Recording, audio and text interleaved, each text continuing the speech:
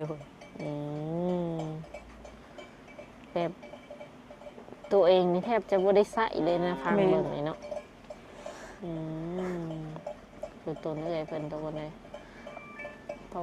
มันกับบ่มีทางเลือกง่ายๆจ้ะดิ้นโลนเท่าสิแบบสิดิ้นได้เนาะก็มีแบบว่าบ่ทวงบ่ทันและเฮ็ดแนวใดสมมุติว่าเงินบ่ทวงบ่ทันบ่มีเพิดกับไปเซ็นในห้างในบ้าน อืมเซ็นป้าในห้างในบ้านเขา เงินออกแล้วก็ไปจ่าย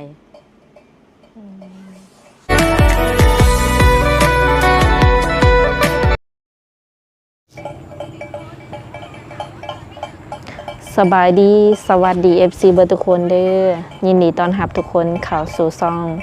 YouTube ของสาวบุญเปียงสาวลาวมาพบมาพอกับสาวบุญเปียงในมื้อนี้หรือว่าตอนนี้เนาะทุกคนก็เป็นช่วงบ่ายมื้อนี้ก็ได้ออกมาถ่ายทำคือเก่าซึ่งว่าฝนหากะหยุดตกเนาะทุกคนแล้วก็เลยว่าถือโอกาสออกมาถ่ายทำสาวโสดให้ FC ได้แบบทำความรู้จักได้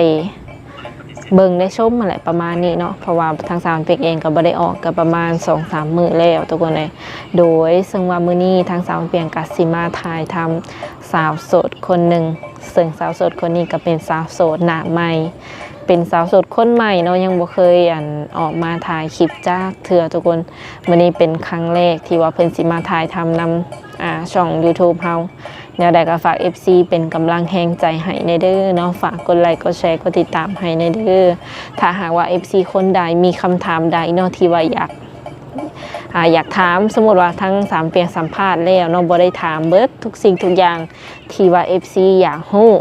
ก็ให้คอมเมนต์มาใต้คลิปได้เนาะทุกคนคอมเมนต์ไว้ในใต้คลิป และสาวเปียงก็สิเข้าไปอ่านแล้วก็เก็บกำรวมๆเนาะไปคลิปหน้าก็สิได้ถามให้ FC ตามที่ว่า FC อยากรู้อะไรแนวใดก็ฝากเป็นกำลังแรงใจให้คือเก่าถ้าหากว่าคำเว้าคำจาผิดพลาดประการใดเนาะในคลิปต่อไปนี่หรือว่าพฤติกรรมใดบ่เหมาะสมอะไรก็ต้องกราบขอโทษขออภัยนำ FC ไว้ก่อนเด้อโดยสบายดีสาวโสดทุกคนเลยโดย ก็มีโอกาสเข้ามาหาทางเอื้อยเพิ่นเป็นครั้งแรกเนาะโดยขออนุญาตถามข้อมูลทวนคืนเนาะซื้อแนวใดซื้อเพชรอายุจักปีตอนนี้36 ปีผ่านมานี่สร้างครอบครัวแล้วบ่สร้างแล้วสร้างครอบครัวมาแล้วจักเทื่อหนึ่งโดยเลยเป็นแบบใดสาวไม่ห้างบ่หรือว่าแม่ห้างลูก2โอ้มีลูก2คนทุกคนยิ่งหรือชายผู้หญิงเบิด2เพิ่นจักปีแล้วแต่ละคนผู้ทำอิฐน่ะ4 ปีผู้ที่2น่ะปี7 เดือนยังน้อยอยู่เนาะโดยห่างก็เลิกกันใหม่ๆนี่บ่โดยหาก็เลิกกันได้ปี7 เดือนตั้งแต่อีน้อยๆนะมันคลอดแล้วมันก็เลิกกันมันก็ไปคือแบบว่าเว้าให้ฟังได้บ่แบบเป็นอะไรคือได้เลิกลากันตอนที่ลูกยังน้อยโดยเพิ่นเป็นสาวรักครอบครัวให้บ่ได้โดยก็เลยเลิกลากันไปคือแบบใดเพิ่นบ่ทำมาหากินบ่เลยจังไดทำอยู่แต่ว่าได้น้อยหั่นนะเว้าง่ายๆซะดิ้นยาเลยเลิกคบไปกันบ่รอดก็เลยเลิกกันหาอยู่แต่ว่ามันบ่กุ้มเนาะโดยหาลิ้นลายมันอาจจะบ่กุ้มประมาณนี้เพิ่นก็หากระเป็นบ่หากระเป็นนะที่เมื่อก่อนตอนที่ว่าได้ลูกคนทวีตนี่เพิ่นบ่ได้เป็นบ่โดยอยู่กินน้ำกันนี่ได้จักปีก็เอาผูดกกน่ะ4 ปีประมาณ7 ปีแหละอยู่กินน้ำกันนะโดยเป็นเงินผู้บ่าวลาวนี่บ่เป็นผู้บ่าวลาวนี่แต่ว่าตอนนี้นี่เอื้อยกับเพิ่นนี่เลิกลากันจบเจือแล้วบ่เลิกลาแล้วยาค่ะเรียบร้อยบ่เรียบร้อยถามเพื่อไหว้บ่แม่นหยังเนาะเลิกแล้ว ยันว่ามีแบบสมมติมี FC หรือว่ามีหนุ่มๆเข้ามาจีบแบบเพิ่นก็อาจสิระแวงสินะ บ่มีเลิกเล็กขาดแล้ว อืม โดย บ่มีน้ำมาหึงมาห่วงเนาะอันนี้เนาะโดยและมื้อนี้ถือว่าออกมาเปิดใจแม่นบ่ โดยเปิดใจ โดย อยากเริ่มต้นชีวิตใหม่ โดย หาแบบสามีเลยบ่เนี่ย ถ้ามีเพิ่นสนใจก็ได้ พร้อมเลย พร้อมเลย โอ้ โดย โดย ขอเพียงมันเป็นเสาหลักให้ครอบครัวให้ได้ อืม โดย อืมมีแบบมีสเปคบ่มักผู้ชายแบบรูปร่างหน้าตาประมาณใด สเปคบ่แบบใดก็ได้ ขอเพียงนิสัยดี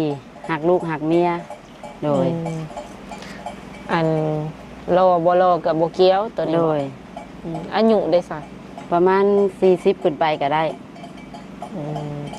น้อยกว่าเจ้าของนี่บ่เอาบ่ บ่เอาน้อยกว่าเจ้าของบ่เอาเลย ย่านเพิ่นบ่มัก ย่านเพิ่นบ่มักเนาะย่านว่าตีเฒ่านะ เออ โดยก็เลยเอาอันอายุหลายกว่าตัวเอง โดย เอออยากได้คนที่ว่ามีอาชีพการงานเท่านั้นบ่หรือว่าชาวไร่ชาวนาทำมาค้าขายก็เอาก็แนมกลุ่ม โดยคะแนนเลี้ยงลูกได้เมียได้ มีความรับผิดชอบหั้นนะ ว่าตรงๆซะ โดย โดย ก็บ่ตี้เนาะ บ่ ว่า ตี้ สิเฮ็ดหน้าเฮ็ดเวียกเฮ็ดหยังบ่เกี่ยวตัวนี้ เกี่ยว โดย อืม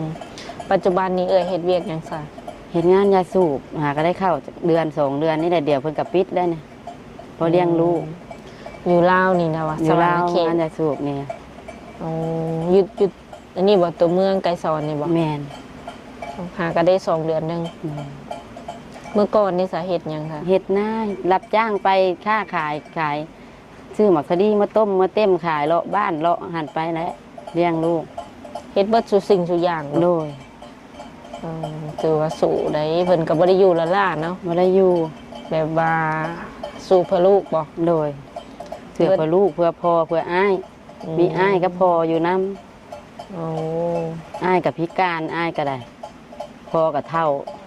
70ปลาย80เลยพอ อืม อยู่4 คน แม่ได้สัก แม่เสียแล้ว ที่ว่าอันเพิ่นพิการเนี่ยเพิ่นเป็นหยังก็ โดดต่ำเพิ่นมาแต่ไทย เออ เนี่ยเฮ็ดเวียกนักก็บ่ได้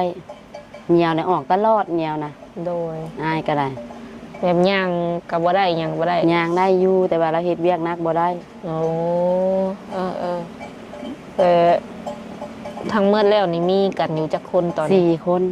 ที่ว่าอยู่นํกันตอนนี้ 4-5 คนทั้งข่อยเนี่ย เออ ลูก2แล้วก็พ่อแล้วก็อ้าย เออ แล้วก็ข่อยเอง เป็น 5 ห้า คนโดย อ้ายน้องนี่มีกันจักคนก็ อ้ายเอื้อยก็มีอยู่เพิ่นมีครอบครัวแล้วเพิ่นก็อยู่เพื่อนเพิ่น อืม โดย เพิ่นก็ไปอยู่เพื่อนเพิ่นแล้ว เอื้อยก็มีผู้หนึงอ้ายก็มี2อ้ายผู้หนึงก็อยู่กรุงเทพเพิ่นก็ไปอยู่เพื่อนเมียเพิ่นอยู่ปากเซ่ อืม โดย ตอนนี้นี่ไผเป็นเสาหลักของครอบครัว ข่อยนี่ได้สาวรักโดยมิได้ข่อยนี่แหละ นับตั้งแต่ค่ากินค่าอยู่ขึ้นไป แม่นค่าอยู่ค่ากินค่าข้าว หลายบ่แบบค่าใช้จ่ายแต่ละเดือน ว่าหลายก็หลายอยู่เดี๋ยวนี้ข้าวก็บ่กุ้มกินก็ซื้อข้าวแน่สอบละ700,000 อืม ค่าพื้นค่าไผ่ค่าเพิดนุ่มลูกโดย หนักอยู่ในเนาะ นักอยู่ เพราะว่าเพิ่นบ่มีคนซอยเอาง่ายๆกันเนาะทุกคน ก็เลยต้องได้แบกรับทุกสิ่งทุกอย่างเลย อืมอืมคือคนที่สิเข้ามาคุยนี่ต้องหาคนที่ว่าเพิ่นพร้อมมาอยู่นำบ่เนี่ยหรือว่าเจ้าไปอยู่น้ำเพิ่นก็แนวใดได้อยู่บ่ ไปอยู่น้ำเพิ่นน่ะบ่ได้ค่าพอกับอ้าย อืม ลูกก็ยังน้อย เอ โด อย ปียังก็ปี7บ่ ปี7 เดือนลูกคนน้อยนะ7-8 เดือนเนี่ย ยังกินนมยังต้องการนมต้องการอีหยังได้เนาะ โดย ไว้ ยังใส่ ตาม เปิดยังใส่นมอยู่ อืมจะเป็นตาดูตนอยู่ได้เนาะทุกคนถ้าว่ามื้อหน้ามีโอกาสสิเข้าไปถ่ายทำให้เบิ่งเนาะเพื่อนซานบ้านทรงเพิ่น โดย สำหรับคนไหนที่ว่าบ่ได้อยากคุยเป็นสู้เป็นแฟนเนาะอยากช่วยเหลือเบื้องต้นก็คือช่วยเอื้อยเพิ่นได้เนาะอันนี้เนาะก็เป็นตาดูตนอยู่ ลูกก็น้อย เวลาที่ไปเฮ็ดงานนี่ใครเอาลูกคนน้อยๆนะ จ้างเพิ่นจ้างป้าข้างบ้านเอาให้ อืมเป็นเดือนบ่ เดือน อันแบบเฮาจ้างเขานี่แพงบ่ เดือนละ1,500,000 อืมก็คือว่าได้เงินเดือนมากกับแบ่ง โดย อืมแบบตัวเองนี่แทบจะบ่ได้ใส่เลยนะฟังเบิ่งเลยเนาะอืมคือตัวเอื้อยเพิ่นตัวเลยเพราะมันกับบ่มีทางเลือกว่าง่ายๆจ้ะดิ้นโลนเท่าสิแบบสิดิ้นได้เนาะก็มีแบบว่าบ่ทวงบ่ทันและเฮ็ดแนวใดสมมุติว่าเงินบ่ทวงบ่ทัน น่ะบ่มีเพิ่นก็ไปเซ็นในห้างในบ้าน อืม เซ็นป้าในห้างในบ้านเขา เงินออกแล้วก็ไปจ่าย อ๋อก็พอได้แบบว่าทูๆไทยๆก่อนประมาณนี้เขาเจ้าดูตนอะไรเนาะเขาเจ้าก็ให้เส้นก่อน โดย อืมก็คือเพิ่นก็บ่มีที่เพิ่งพอเพิ่นก็เฒ่าแล้วไอ้น้องก็แม่นว่าออกแบบสร้างครอบครัวแล้ว โดย อ่ะถามว่ามีคนเห็นอกเห็นใจเนาะอยากสร้างครอบครัวนำเลยประมาณนี้นะคิดว่าสิคุยกันประมาณจักเดือน คุยเรียกได้เพิ่นเข้าใจเฮาบ่รับเอาไล่บ่ อืม ตกเดือน2 เดือนก็บ่าไปโดย สิ่งที่เจ้าแบบอยากบอกเพิ่นว่าเพิ่นต้องรับเจ้าในจุดใดแน่นี่มีอย่างแน่เอา ทีมที่อยากบอกบ่ แม่ รับไล่บ่ข่อยมีลูก2เลยเลี้ยงพร้อมกับอ้ายพร้อมถ้าเพิ่นรับไล่ก็โอเค อืมคือมานี่ก็แบบว่า หมายถึงว่าต้องเป็นเสาหลักของครอบครัวให้เจ้าได้ โดย แต่บ่แม่นว่าทุกเรื่องได้เนาะ โดย ซอยกันประมา ซ ณ อย นี้บ่ กัน อืม ซอยกันทำมาหากินนี่แหละ อืมแม่นเพราะว่าเจ้าเองกับเท่าที่เพิ่นเล่ามานี่ก็ดุได้ทุกคนเฮ็ดเบิดเนาะพอแต่ว่าอยากได้คนที่ว่าพร้อมแบบสร้างทาไปน้ำเพิ่นพาเก็บก็เก็บสินะแล้วพากินก็กินสินะอืมคนแถวบ้านนี่เด้เขาเจ้าก็มาแบบว่ามาจีบมาหยังอยู่บ่บ่มีไผเลยอืมตั้งแต่เลิกกับเพิ่นแล้วนี่บ่มีจักคนเลยบ่ บ่ เออคือเปิดใจให้เขาเข้ามาอยู่บ่หรือว่าเปิดแล้วเขาบ่เข้ามา เขาบ่มี อ่ะในรายการสู้ๆอะไรเป็นกำลังใจให้เนาะ โดย เมื่อมันเกิดแล้วก็คือว่าอะไรก็ต้องสู้คำเดียวนะจังสิรอดว่าซั่นซะมันยากคันสิไปเฮ็ดงานทางไกลก็คือไปบ่ได้ค่าลูกค่าอหยังหลายๆอย่าง ถ้าลูก ถ้า ครอบครัวเนาะ โดย อืม บ่มีผู้เบิ่งพ่อแน่ลูกแน่พ่อก็เฒ่า แบบให้หน้าตะกร้านี่มีบอก มีเฮ็ดอยู่ปีนี้ก็ถูๆแต่ไถไปในอ้ายผู้โซนั่นแหละ ถ่ายให้แน่ เพิ่นก็ยังดูอยู่ได้เนาะเท่าแต่ว่าบ่เฮ็ดได้แบบบ่สมบูรณ์แบบเพิ่นก็ยังดูยังมันน่ะนะ โดยอาทิตย์หลายมันก็เจ็บอ้ายก็ได้นั่นก็เจ็บ อืม เจ็บหลายมือเลยฮะ ให้หน้าตะกร้านี่คันเฮ็ดเวิร์ดนี่ได้ข่าวประมาณจักสอบ ได้100ปลายพุ่นเด้110 120 อืมคันมีเหือมีแฮงเฮ็ดก็ถือว่าได้หลาย บ่แล้วซ้ำเฮ็ดปีนี้ก็ได้ ได้บ่ ยาก ได้อยู่บ่ครึ่งหนึง ยังหน้า6ให้ก็ได้บ่แล้ว อ๋อเก่งอีหลี โดย ถือว่าเก่งอยู่ได้เนาะ ยากเพิ่นเจ็บได้อ้ายเพิ่นเจ็บเพิ่นถ่ายบ่ได้ก็เลยยา อืมแบบอ้ายนี่เพิ่นต้องได้ต่อยาตลอดบ่ ถ้าเพิ่นเฮ็ดเวียกนักเลยเพิ่นเจ็บนี่แบบรถชนทั้งบ่ขออนุญาตนํชนทั้งอันก้นนี่เลยกระดูกทับเส้นเหี่ยวถ้าเฮ็ดเวียกนักเลยกระดูกนั้นทับเส้นเหี่ยวแล้วเหี่ยวบ่ออก เออ เฮ็ดนักบ่ได้ถูๆแล้วก็กินยากินซื้อยาแก้อักเสบในบ้านเลยให้เพิ่นกิน แบบ บ่ได้ไปหาหมอไปหยังสินะเนาะกินยาเบื้องต้นซื่อ โดยบ่มีเงินพาไป ก็ประมาณนั้นทุกคนแล้วก็สิว่าในใดสมมุติว่าเพิ่นสิคุยหรือว่าทำความรู้จักกับเอื้อยสินะเพิ่นต้องติดต่อมาทางใด ทั้งไลน์ก็ได้ มีไลน์ล่ะบ่ โดย ตั้งเรียบร้อยแล้วเนาะ โดย อืมมีเวลาคุยอยู่บ่จากอันไหนสิไปเวียกจากไหนสิเบิ่งลูกเบิ่งเต้า มีก็เลิกงาน กลางคืน เออเอาเป็นช่วงเลิกงาน โดย ประมาณจักโมงเลิกเวียกมา เลิกจากกากลางเว้นแหละมันมี2กาดิกลางเว้นแหละเข้า7 โมงเลิก3 โมงครึ่งถ้ากลางคืนเนี่ยไป3 โมงเลยเลิก12 โมงกลางคืน อืมอันนี้หาได้เห็ด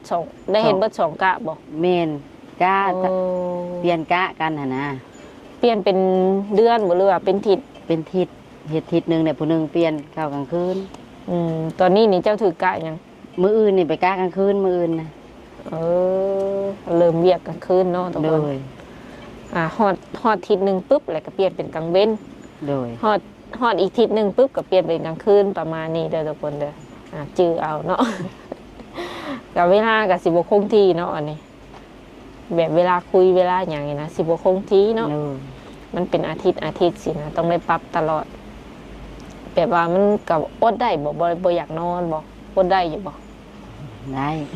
พอได้อยู่ โดย ก็โอเคอยู่เนาะงานนั่นกับ โดย ไปเฮ็ดไปพอแบบว่า ได้เงิน ได้เงินซื้อนมซื้อเพิ่นให้ลูก ซื้อข้าวกินแหละ โดยมีแต่ประมาณนั้นแนวทน เลย ก็เป็นทั้งสาวโสดแน่แล้วก็ทุกข์ยากแน่ทุกข์ยากสิแหละมันลำบากหลายสิ่งหลายอย่างถ้าว่า FC คนใดเนาะอยากช่วยเหลือเพิ่นเบื้องต้นเนาะบ่ว่าสิเป็นข้าวสารอาหารแห้งก็ฮับบ่โอเคเนาะทุกคนสำหรับคลิปนี้มีหยังอยากฝากถึงแบบ FC ที่ว่าเพิ่นสิเข้ามาคุยกับเอื้อยบ่สมมุติว่าเพิ่นเบิ่งอยู่นี่มีหยังอยากบอกกับเพิ่นบ่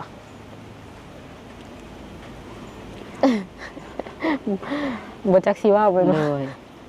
น่าสิมีความเว้าอยู่เนาะแต่เพิ่นบ่จักความสิเว้าออกมาประมาณนี้ ที่ว่าเปิดใจนี่เป็นครั้งแรกเลยบ่นะ ตั้งเลข ที่ว่าเปิดใจสู่โลกกว้างนี่ โดย เอ้าเห็นแนวไหนแบบว่าจังได้ฮู้จักทางน้องแบบบ่ามีแบบถ่ายทำ อ๋อ ประมาณนี้ มีหลานลูกหลานแนะนำมา อืม ไปทายเบิ้งเพิ่นว่าตั้งแต่มีอันผู้ใหญ่ใจดี โอ้ ซอยเหลือนะเพิ่นว่า อืม